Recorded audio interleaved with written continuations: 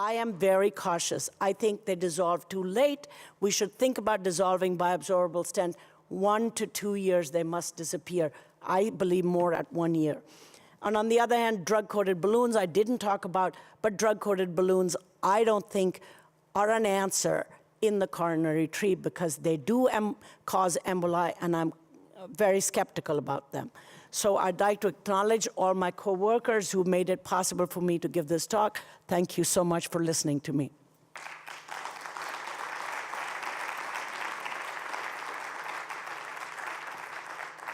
No, you stay here. You're always telling us the truth.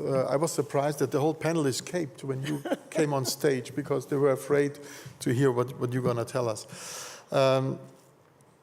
Many things you mentioned came true. You always warned us about very late stent thrombosis, and we were listening to you, said, okay, this is a pathologist, we haven't seen that. But you were right, we had very late stent thrombosis.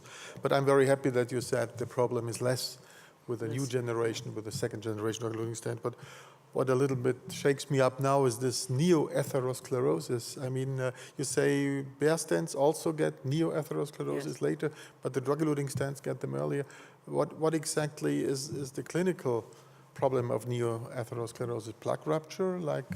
Yes, eventually it'll be plaque rupture. Why does it occur? I think it's because we use drugs which are non-specific. They not only reduce smooth muscle cells, but they also reduce endothelialization. So therefore, it's not surprising that we're getting neoatherosclerosis.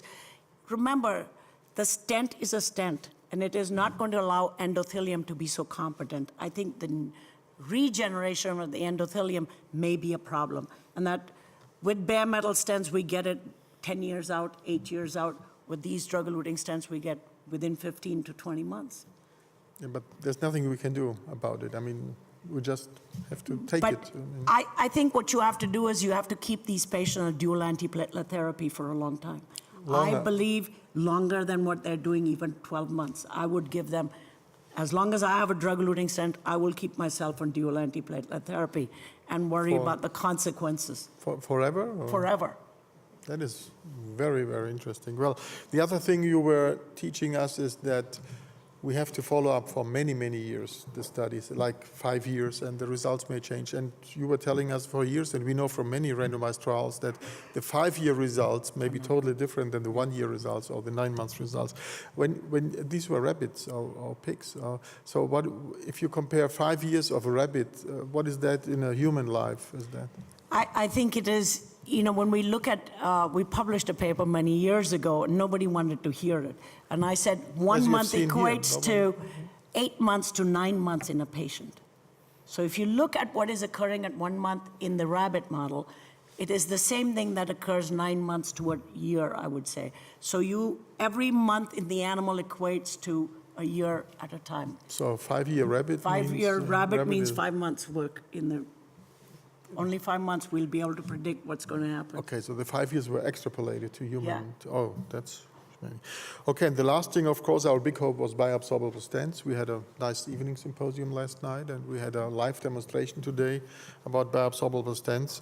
And the stent fracture, I mean, you only see the bad cases, of course, but what do you think in clinical experience is the real percentage of stent fractures? If you have fracture, if you're talking about metal stents, I think the reason why in drug-eluting stents there is a higher incidence of stent fracture, the reason it is higher in drug-eluting stents than in bare metal stents is because the stent is unprotected.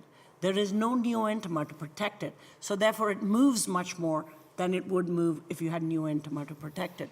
Now, in bioabsorbable stents, I think it's a different story. I think bioabsorbable, if in normal animals we're getting fractures, at least a few. The question is, are they that wonderful? For me, they are not the same strength as you have, and I think for a person who has no calcification, they may be a good thing.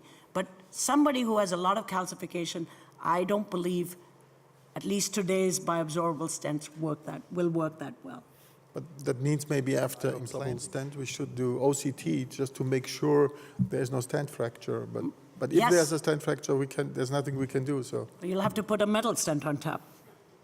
This is what I think will happen. I don't think people will want to hear this. They never want to hear me anyway. So. Anyway, yeah. Okay, so we thank you again very much and congratulations.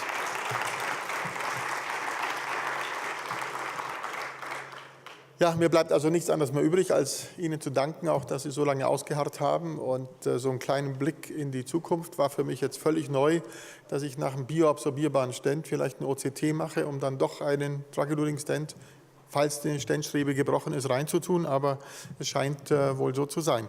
Also, thank you again und vielen Dank auch an Sie. Ich hoffe, Sie haben einiges mit nach Hause genommen und wünsche noch einen schönen Abend und ein schönes Wochenende. Vielen Dank.